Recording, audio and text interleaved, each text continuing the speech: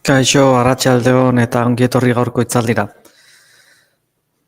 Gaurkoan, izenburuan ikus dezakezuen bezala, Linux sistemaragilearen inguruan hitz egin dugu, bale? Badakizue, gaur egun merkatuan sistemaragile ezberdin dauzkagula, gehiengoak Windows sistema erabiliko dute, eta Windows erabiltzen ez dutenek zer erabiltzen dute, aukera asko dauzkagu, baina gaur egun gehiengoak segurasko Appleen sistema eragilea erabiliko dute, Mac OS edo OS X, usted, berdin dio, Maceko sistema eragileak edo bestaletik Linux. Linux sistema eragile asko bateratzen ditu, bale? Linux sistema eragileak Unix sistema eragilean oinarritutako sistema bat da, eta hortik Linux distribuzio hemen banaketa hitza jarri dugu, bale? Gaur egun erabiltzen den hitza honetarako distroak izaten dira, bale? Distro hitza, distro banaketa bat dela esan dezakegu, bale? Distribuzioak distribuzio hitzatik dator, bale? Horregatik gaur egun hitz hori erabiltzen da Linuxeko kasuan. Beraz, Linuxen kasuan, Mac Appleren sistemaraia ere, Unixen oinarritu dago, Linux bezala, bale? Beraz, bien oinarria nahiko antzekoa da, bale? Hori erabiltzaile normalarentzat, ez du bisualki ezer nabarituko, beraz, hori alde bat utziko dugu, bale? Orduan, Linuxen munduan, distro edo banaketa ezberdinak dauzkagu, eta bakoitzak bere ezaugarriak dauzka, bale? Baina, esan dezakegu Linuxen munduan, 3-4 oinarri nagusi egon direla, eta 3-4 horietatik beste guztiak sortu dira. Eta, gaur egun esan dezakegu 100 distribuzio edo distro ezberdin daudela, denak Linux dira, bale? Baina bakoitzak bere ezaugarriak dauzka. Ubuntu da gaur egun ezagunenetakoa, eta Ubuntu ere beste batean oinarrituta dago, nagusienetako bat esan dezakegu, Debian izenekoa, bale? Baina Ubuntu oinarritutako beste asko ere badaude, bale? Beraz, azkenean Linuxen munduan distro edo banaketa hauek batzuk beste batzutan oinarrituta daude, bale? Kasu batzuetan, beste 2 edo beste 3 distribuzio ezberdinetan oinarritutako distroak daudela esan dezakegu, bale? Beti bezala, zalantzaren bate baldin bakoazue, komentarioen atala daukazue, zalantza horiek planteatzeko, mundu honeko zabala da, beraz ez dakit zuen zalantza horiek guztiz argitzeko gai izango naizen, bale? Baina, saiatuko naiz zuen zalantza horiek argitzen. Hitzaldia oso teknikoa ez da izango, beraz, ea gauzak argi geratzen dira, bale? Linux sistemaragia, bale? Kode irekiko sistemaragileen multzo bat da. Normalean, interesi gabe laguntzen duten laguntzaien komunitate handi batek sortua. Linux banaketak distro bezala ere ezagutzen direnak. Linuxen gainean eraikitako sistemaragileak dira. Ezaugarri, errendimendu maila eta erabiltzaile esperientzia paregabeak eskaintzen dituztenak. Adibidez, gaur egun erabiltzaile normalak, etxean daukaguna, lehen esan dut, bale? Gehien bat, Windows daukagu zergatik. Bisualki, erabiltzailearentzat oso erresa delako, sistema hori erabiltzen ikastea, bale? Linuxen kasuan, gare batean etzen hain erraza honen erabilpena, batez ere programak instalatzeko garaian, gauza konfiguratzeko garaian, dana nolabait konsola batean testuak idatziz egin behartzen, gaur egun hori ere egin daiteke, baina instaltzeko sistema alternatibak ere badauzkagu, eta Windowsen egiten dugun bezala, instalatu ditzazkegu gauzak, bale? Oso erraz egin daiteke, gauza hori distroa gehienetan gaur egun, bale? Baina, adibidez, zerbitzaritan zer gertatzen da? vale? Zerbitzaretan esan nahi dut, Googleen zerbitzaretan, Microsofteko zerbitzaretan, Amazoneko zerbitzaretan, kasu hauetan gehiengoetan Linux erabiltzen da sistema eragile bezala, vale? Zergatik errendimendua begiratzen delako kasu horietan eta errendimendu aldetik Linux paregabea da, vale? Eta gauzak behar bezala konfiguratzeko ere eramaten du. Gauza da, edonor konfigurazioiek ere ez ditu egiten, vale? Baina errendimendu aldetik beste edozein sistema eragileekin lortzen dena hobeto egiten du Linuxek, vale? Bueno, hemendik aurrera ikusi ditugun gauzak izango dira Linuxeko aukera ezberdinak, vale? Banaketa edo distro ezberdinak izango dira. Hauetako distro batzuk probatu nahi baldin badituzue, badago webgune bat, irubebikoitza.distrosi inglesez, osea, distrosea erderaz idazten baldin badugu, edo euskeraz, distrosea.com, vale? Webgune horretan, hauetako banaketa edo distro ezberdinak topatu itzazkegu kontsola virtual batean probatzeko. Hau da, ez daukagu deskargatu eta instalatu beharrik probatu izateko, vale? Makina virtual batean instalatzen da sistema eragile hori eta sistema hori eragile hori nolakoa izango den probatu dezakegu, vale? Ez da ordenagailu fisiko batean erabilpenean ez da inbizkor, ez azken makina virtual bat da, vale? Baina sistema nolako izango den probatzeko oso aukera ona da kasu hori, bale? Bueno, aipatuko dugun lehenengo aukera, Ubuntuko aukera da, Linuxeko munduan ezagunetetakoa dela esan dezakegu, batez ere informatiko ezagupenak ez daukaten hoientzat, bale? GNU Linuxeko banaketa bada, GNU azkenen da organizazio bada, bale? Orduan beraiek atea duten banaketa bada. Windowsen bertsioen alternatiba nagusia dela esan dezakegu, hori, jenden informatikako ezagupenek ez daukaten horien artean ezagunena, lehen esan dudan bezala, bale? Eta Ubuntuk mahai gaineko ordenagailuetarako, eramangarrietarako eta zerbitzarietarako bertsioak ditu. Ubuntu server bertsioarekin, bale? Bueno, lehen esan dizuet zerbitzarietan, gehienetan Linux erabiltzen dela, bale? Baina Linux aukera guztien artean, denek ez daukate zerbitzareko bertsio bat, kasu honetan Ubuntuk badaukaz zerbitzareko bertsio bat, bale? Horrek ez du esan nahi Googleek adibidez Ubuntuko bertsioa erabiltzen duenik, bale? Ez dakiz ze bertsio erabiltzen duten, zeren Linuxeko sistema eragile hauek normalean kode hierarkikoak dira, beraz jendeak nahi izan ezkero distro edo banaketa hori hartu dezake, berak nahi duen aldaketak aplikatzen dizkio eta guzti horrekin beste Linuxeko beste banaketa berri bat edo distro berri bat sortzen du, bale? Adibidez, kazetagunetan daukagun sistema eragilea, Ubunturen Ubuntun oinarritutako bertsio bat da, bale? Baina aldaketa batzuekin gure beharretara nolabait moldatzeko. Bueno, hau da zaharrenaz baldin bada, ez dugu horatzen zen den zaharrena, baina zaharrenetariko bat, eta gaur egun ere jende askok erabiltzen du. Batez ere, informatikako munduan, ezagupen asko daukaten horiek, frikiak esan ezagun, bale? Alde honetik ikusita, bale?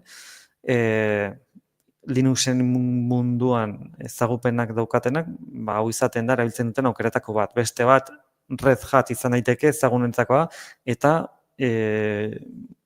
merkatuan ere zaharrenetarikoa. Zerbitzarietan okerrez banago Red Hat desente erabiltzen da, baina ezin dizuet hori ziurtatu. Hemen jartzen dizue, Linux banaketa zaharra eta respetatuenetako bat da. Beste banaketa askoren oinarriei da. Adibidez, Ubuntu, Debianeko distronetan oinarrituta dago.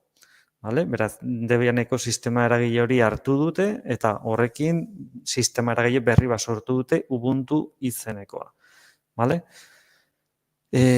Kasu honetan, hainbat hardware arkitekturen arkitekturekin bateragarria da, vale? Hala nola, 32 biteko prozesagailuekin eta IBM S80ekin, vale? Horrek sistema desberdinetako arteko bateragarritasuna bermatzen du. Bueno, azkenean hardware hitza badakizu zer dan, sistemak erabiltzen dituen elektronikako piezak direla esan dezakegu. Kasu honetan 32 eta 64 biteko prozesagailuak aipatzen ditu, vale? Baina ordenagailu batean ez dago bakarrik prozesadore bat, vale? Soinuko txipak ere badaude, irudiko grafikak edo iruditxartelak ere hor daude, vale? Eta guzti hori behar bezala funtzionatzeko, kasu honetan Debian edo Ubuntuk lehen aipatu egun bezala, bateragarritasun oso handia dukate hardware ezberdinarekin, vale? Eta hau da nolabait bertsio honen abantailetako bat. Manjaro. Kasu honetan, Manjaro beste sistema batean oinarrituta dago, Arch Linux sistemaragian oinarrituta dago, vale? Eta kasu honetan, rolling release ikusten dutzu horrek esan nahi du, aktualizazio desente eguneratzeko sistema bai segurtasun aldetik edo beste gauz batzuk hobetzeko, vale? Egunera aktualizazio asko ateratzen dituzte sistema behar bezala eguneratuta izateko, vale? Mahai gaineko inguruneekin aurrez konfiguratutako bertsioak eskaintzen dizkigu. Hala nola, XFCE, KDE eta Genome. Bueno, gauza da Linuxen munduan eskritorioko itxura horiek eta interfazeko nolabait estetika hori ezberdina dauzkagu aukeratzeko, vale? Eta adibidez, XFCE, KDE eta Genome horien artean desberdintasun grafiko batzuk dauzkagu, vale? Azkenen da pixkat bakoitza dituen gustuen arabera, vale? Linuxeko distribuzio batzuk bakarrik hauetako batzuk lan egin dute, beste batzuk gehiagorekin, beraz, azkenen Linux aukeratzen bali muzu, begiratu, probatu zein daukazuen gustukoen eta horrekin geratu arazorik ez badizu ematen, vale? Bueno, instalatzeko erraza da, oso pertsonalizagarria eta hardware sorta zabalarekin bateragarria.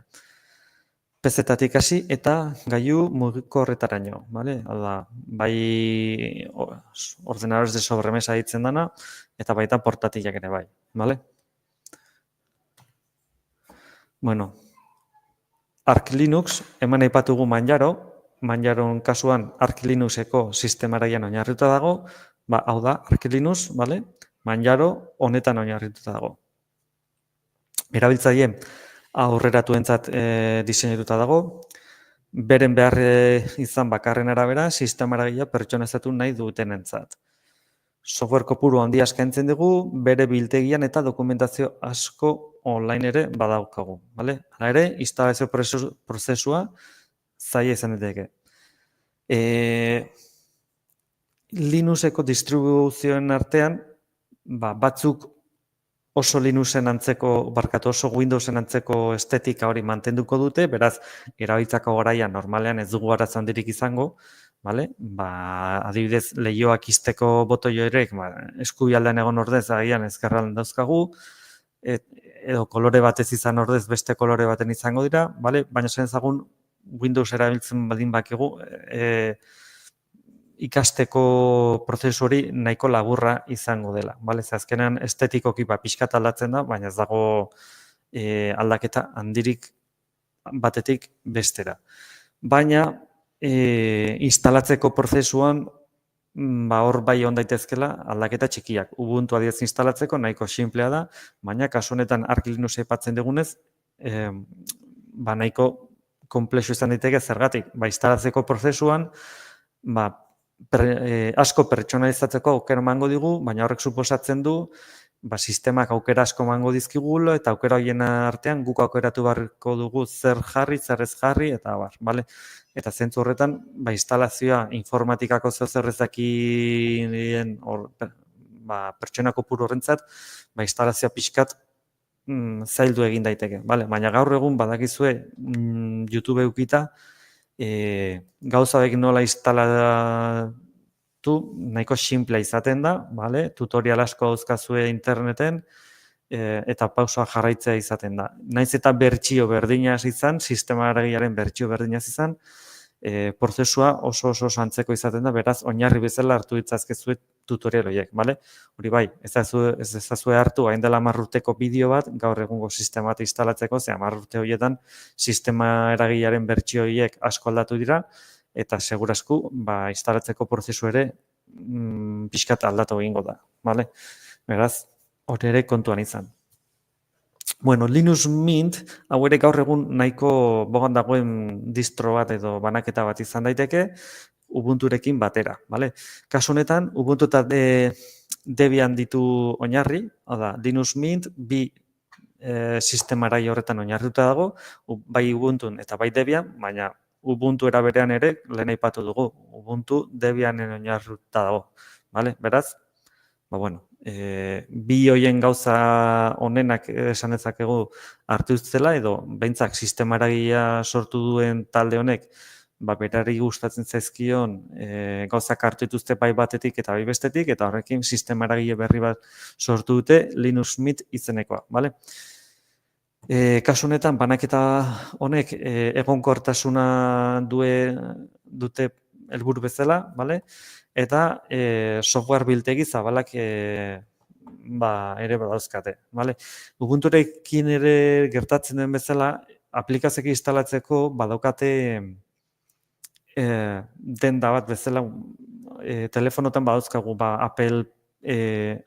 Appleko denda eta Androiden Play Storea, nolabait aplikazioak deskargatuta instalatzeko, bueno, kasu honetan Ubuntu, Linux Mint eta hauetako distribuzio batzuetan ere horrelako pakete bat daukagu eta horien artean software ezberdinak izango ditugu aukeran, bale? Edo zer gauzatarako, testuak idazteko programak, irudiekin lan egiteko programak, soinuakin egiteko programak, jokuak, pixkat denetik, bale? Beraz, instalatzeko prozesua lehen esan duen bezala, hauetako distro batzuetan nahiko simplea izango da, bale? Windowsen, baina askoz simplego kasu batzuetan. Bueno, funtsezko aplikazioekin guztiz hornituta dator, bale? Familiako maigaineko esperientzia bat eskentzen du, bale? Hau da, ordenaiko sobremesak ordenagailu batentzako beharrezko dian tresnak ja da badauzka instalatuta, bale? Adibidez, Word bat edo batekin lan egiteko, konpresore bat zip artxiboak sortzeko edo deskonprimitzeko, musika entzuteko, bideoak ikusteko, bale? Hau da, gauza basikoak egiteko, ja, programak instalatuta dauzka, bale? Bueno, hau distro gehienetan edukiko dituzue, bale? Baina gero distro batzuetan, oinarrituta dute, edo zuzenduta daute publiko zehatz batera, eta orduan publiko zehatz horrek eskatzen dituen aplikazioak, bale? Baina, instalatuta karriko dituzte, bale? Linux Mint ez da horietako distro bat, bale? Baina horietako batzuk ere badaude. Bale, Windowsetik datozen erabiltzaileek nahiago dute interfaz intuituagatik eta multimedia euskarri osogatik, bale? Esan dizuet, gaur egun estetika aldetik Windows eta beste Linuxeko distro batzuen artean ez dago aldaketa handirik, beraz, probatu, begiratu bideoak ikusteko nolakoa dan, eta gehien gustatzen zezuena, hori jarri, bale? Bueno, Fedora ere, bazagunetako bat izan da, orain arte, bale?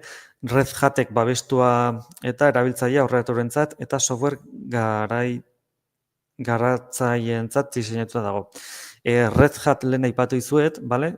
Nagusietako bat izango da, lehen aipatudan Debian horrekin batera, eta SUSE adibidez ere bai, zahar eta nagusietako batzuk dira horiek, bale? Kasu honetan, Fedorako distro hau, Red Haten nolabait laguntza dauka, eta horrek ja zeo zer esan nahi du, bale? Kasu honetan Fedora bertsio hau, programatzen duten hoientzat pentsatuta dago, bale? Softwarea sortzen duten hoientzat. Zergatik? Ba, bueno, hau lan hori egiteko programak ja zuzenean instalatuta daukatelako, bale? Software eguneratu ugari eta azken belaunaldiko teknologiak eskaintzen ditu, bale? Hau da, teknologia aldetik berriena agian ez dauka, baina nahiko teknologia berria badauka, eta aktualizazio asko dauzka kasu honetan ere bai, bale? Distro ezagunena jende gehien erabiltzen dituztenak edo normalean aktualizazio asko esaten dituzte, bale? Hau da, ez badute zer esaten, ez du esan nahi aktualizazio asko ez dauzkanik, bale? Baina distro batzuk, beste batzuk, baina aktualizazio gehiago izango dituzte. Adibidez, lehen esan dugu Linux Mint Ubuntu oinarrituta dagoela eta Debianen oinarrituta dagoela, beraz, Ubuntuk aktualizazio bat egiten duenean, orduan Linux Mint ere horretan oinarrituta segurazko aktualizazio bat egingo du, bale? Baina hori ez da segurua. Bueno, hemengo testuak irakurtzen jarraituko dut. Erabiltzaileen komunitate handia eta onlineko dokumentazio ugari ere badu, bale? Azkenean, distro oso ezaguna baldin bada, logikoa da, atzetik, bai mundu mailan, komunitate handi bat egotea eta dokumentazio asko egotea horren inguruan, bale? Hala ere, baliteke Linuxen beste banaketa batzuk bezain egonkorra ez izatea, bale? Abanguardeko teknologietan duen ikuspegia dela eta azkenean hau ere egia da. Ateratzen dien edozein teknologia berriak momentuan jartzen baldin badira, azkenean hasiera batean logikoa eta normala izaten da arazo batzuk egotea, bale? Denborarekin arazoiek konpondu egingo dira, baina segun eta ze arazo diran, jendeari etzaia xola, baina beste batzui asko axola zaie. Bale, beraz, orokorrean hitz egin da Ubuntuk erabiltzen duen pertsona horientzat Fedora ez dago bertsio gomendagarri bat. Zergatik, teknologio berri asko dauka, baina ez da egonkorra, arazoak sortu daitezke eta nolabait programaziorako zuzendutako bertsio bat da, bale? Bueno, OpenSUSE beste ezagunetako bat, bale? Ez erabilinetako bat, baina zahar eta ezagunetako bat da OpenSUSE hau, bale? Bi bertsio eskaintzen ditu, lib fidagarritasunean zentratuta eta Tumblebit etengabeko eguneratzekin, bala?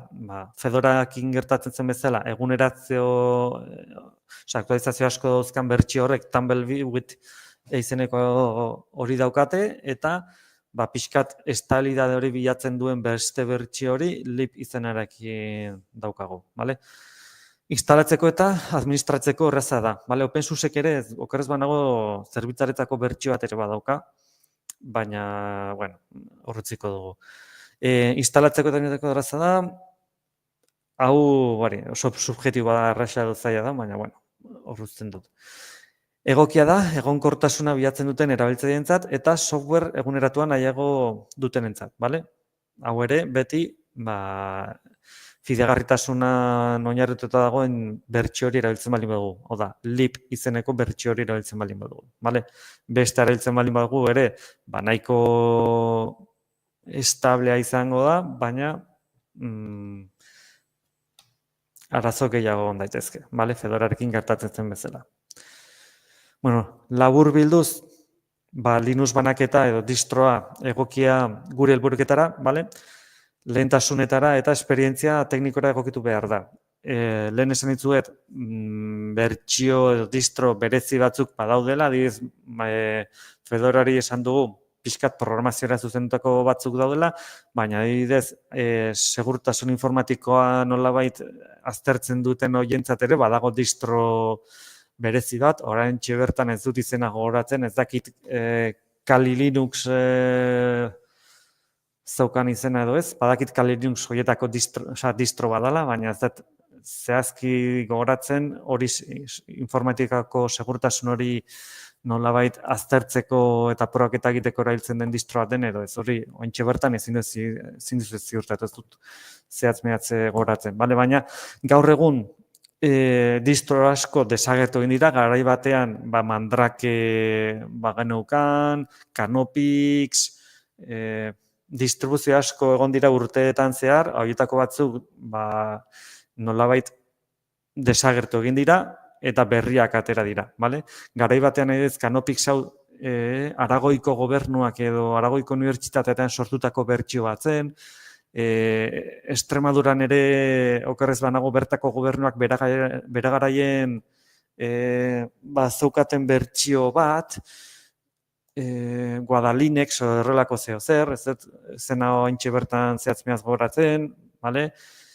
Nahiko, hau ez da gaur egungo gauza bat, gauza urteetan zehar erabiltzeetan igotzea asko kostatu da, eta azken 10 urteetan erabiltzaile, azken 10 urte hauetan, aurreko 30 urteetan lortu diran erabiltzaileak, 3 aldiz gehiago, ez dakit, askoz gehiago lortu dira. Azken urteetan asko dira eta segurazko hemendik aurrera askoz gehiago igo dira, bale? Adibidez, Trumpeko arazoekin direla medio, Europa mailan gobernu batzuk, Alemania, Frantzia uste ere bai, bale? Gobernu ezberdinak ja esan dute beraien administrazioan Windowsak kendu behar dutela eta Linuxa jarri behar dutela, bale? Beraiek garatu behar dute ez dakit ze sistematan oinarrituko diren, ez dakit Debian, Fedoran, ez dakit zeinetan oinarrituko diren, eta beraien bertsio propio aterako dute gobernuaren administrazioan sistema horiek jarri ahal izateko. Bale? Horrekin diru asko aurrezten da, adibidezek Windowseko lizentzietan. Bale? Etxean ordenagailu bat edo bi izan ditzazkegu, baina gobernuak dituen ordenagailu kopurua kontuan izan da, milaka ordenagailu izango dira, milaka ordenagailu horiek bakoitzak lizentzia bat behar baldin badu, eta lizentzia horiek esan dezagun 10-15 eurotan ordaintzen baldin badira lizentzia bakoitzak multzo handietan erosten dituztelako, kontuak ateatzen baldin ditugu, diru asko da, bale? Eta hori bakarrik Windows sistema eragilearekin. Horrei, gero, Word-a gehitzen baldin badugu eta beste programa asko gehitzen baldin baizkigu, azkenan diru asko izaten da bakarrik lizentzitan. Gero hortik aurrera, arazo normalak, sortu itzazkeen kostuak, bale? Manjaro edo Linux Mint bezalako banaketa batzuk erraz konfiguratu daitezke, bale? Arch Linux bezalako beste batzuek berriz, instalazio konplexoa behar dute. Aukera asko ematen dituzte pertsonalizatzeko instalazioko momentuan, baina horrek suposatzen du instalazioa pixkat komplikatu egiten dute. Sistema eragilearen instalazioa, ez programarena. Eta bukatzeko, Linux nola erabili nahi dugun pentsatu behar dugu, ze erabilpen eman behar dugu, mahai gaineko konfigurazioak, softwarearen garapena, zerbitzariaren ostatua, segurtasun probak, eta abar. Linux banatzaile bakoitzak helburu ezberdinak baititu. Orduan, lehen komentatzen dizuena. Segun eta zer erabilpen eman nahi diezuen, hortarako distribuzio banaketa edo distro konkretuak egoten dira. Adibidez, Ubuntu, pixkat distro nahiko orokorra izan daiteke Linux osaparkatu Windows bezala, baina Ubuntu oinarrituta gero adibidez badaukagu Ubuntu Studio, Kubuntu eta abar, Ubuntu Studio adibidez, Ubuntu oinarritutako sistema bat da, baina kasu horretan Studio hitzaia esaten digu zertara oinarrituta dago, Ubuntu Studio bertsio hau diseinuan eta horrelako gauzetan oinarrituta dago. Beraz, zertarako softwarea ekartzen du ja berez instalatuta, irudean lan egiteko, argazkikin lan egiteko, marrazkiak egiteko, adibidez, kritarekin, marrazki vektorialak Inkscape ere instalatuta ekartzen du, musika eta lantzeko ere aplikazio asko ekartzen ditu, bai musika nolabait kaptatzeko edo editatzeko. Bertsio bakoitzak bere ezaugarria dauzka. Lehen ere aipatu dizuet badagoela beste distro bat, informatikako segurtasunen oinarrituta dagoena eta horterako softwareak ekartzen ditu. Wi-Fiko segurtasunak aztertzeko eta horrekin probak eta egiteko bakoitzak ikusi behar du zer erabilpen eman behar dion, eta horren arabera, probatu ze aukera dauden bere behar horiek betetzen dituen bertsio horrekin, eta animatu, bale? Bueno, mila esker gaurkoan hemen gurekin egotagatik, badakizue ja hilabetea bukatzen ari garela, beraz, irailean gero gai berrirekin bueltatuko garela, bale? Beraz, zalantzarik ikusten dudanez ez diazue utzi, beraz hemen utziko dugu, bale? Mila esker gaurko hitzaldia ikustagatik, eta hurrengora arte. Agur.